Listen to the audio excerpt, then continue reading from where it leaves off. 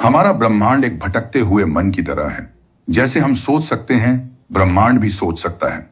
हमारे ब्रह्मांड में लगभग 200 अरब गैलेक्सियां हैं।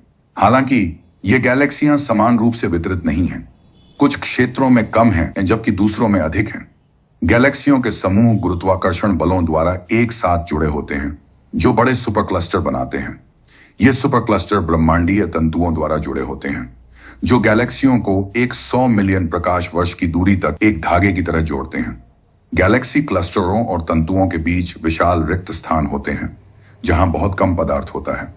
बड़े पैमाने पर ब्रह्मांड एक ब्रह्मांडीय जाल जैसा दिखता है।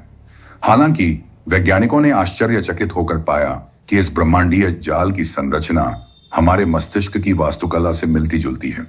जैसे हमारे मस्तिष्क में न्यूरॉन्स एक जाल बनाने के लिए जुड़े होते हैं, ब्रह्मांड में भी एक समान संरचना है।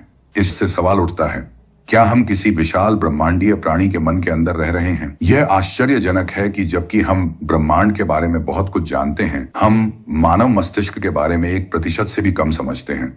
यह गहरे सवाल उठाता है कि क्यों ब्रह्मांड हमारे मन के समान प्रतीत होता है। इस पर जांच करने के लिए खगोल भौतिकीविद फ्रैंको वाज्जा और न्यूरोसाइंटिस्ट अल्बर्टो एफ पीकिन ने व्यापक अनुसंधान किया है, जिसमें हमारे मस्तिष्क और ब्रह्मांड के बीच महत्वपूर्ण समानताएं पाई गई हैं। उदाहरण के लिए, हमारे मस्तिष्क के 1 मिलीमीटर क्षेत्र की संरचना ब्रह्मांड के उस क्षेत्र के समान है जो 300 मिलियन प्रकाश वर्ष में फैला है। यदि ब्रह्मांड वास्तव में एक विशाल मस्तिष्क है, तो गैलेक्सियों को उस मस्तिष्क के अंदर न्यूरॉन्स के समान माना जा सकता है। यह समानता गैलेक्सियों और न्यूरॉन्स की संख्या तक फैली हुई है। गैलेक्सियां ब्रह्मांड के द्रव्यमान का एक छोटा प्रतिशत बनाती हैं, जैसे न्यूरॉन्स हमारे मस्तिष्क की संरचना का हिस्सा बनाते हैं। दोनों प्रणालियां कनेक्शनों के माध्यम से संवाद करती हैं। हमारे मस्तिष्क में प्रत्येक न्यूरॉन औसतन 4 कनेक्शन बनाता है, जबकि ब्रह्मांडीय तंतु गैलेक्सियों को इसी तरह जोड़ते हैं। इससे वैज्ञानिकों ने यह सोचने पर मजबूर किया है कि क्या ब्रह्मांड सोचने में सक्षम है और क्या हमारी चेतना स्वयं ब्रह्मांड से उत्पन्न होती है। इसके अलावा अल्बर्ट आइंस्टीन का सापेक्षता का सिद्धांत कहता है कि कोई भी चीज प्रकाश की गति से तेज नहीं चल सकती। हालांकि ब्रह्मांड इतना विशाल है कि यहां तक कि प्रकाश को गैलेक्सियों के बीच की दूरियों को तय करने में लाखों वर्ष लगते हैं।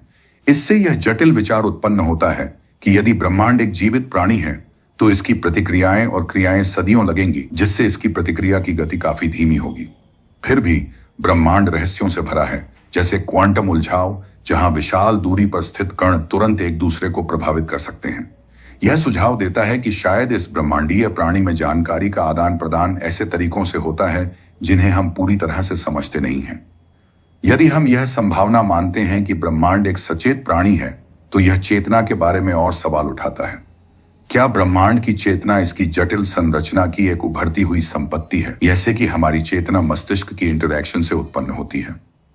वैज्ञानिक सिद्धांत जैसे इंटीग्रेटेड इंफॉर्मेशन थ्योरी यह सुझाव देते हैं कि चेतना सभी जीवित प्राणियों में विभिन्न डिग्री में हो सकती है। यह इस आकर्षक विचार की ओर ले जाता है कि ब्रह्मांड में स्वयं किसी प्रकार की चेतना हो सकती है। इसके अलावा यदि ब्रह्मांड सचेत है, तो वह हमसे क्या चाहता है?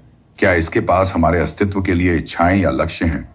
जबकि इन विचारों का समर्थन करने वाला कोई ठोस प्रमाण नहीं है। इन संभावनाओं की खोज हमें ब्रह्मांड में अपनी जगह के बारे में गहराई से सोचने के लिए प्रेरित करती है।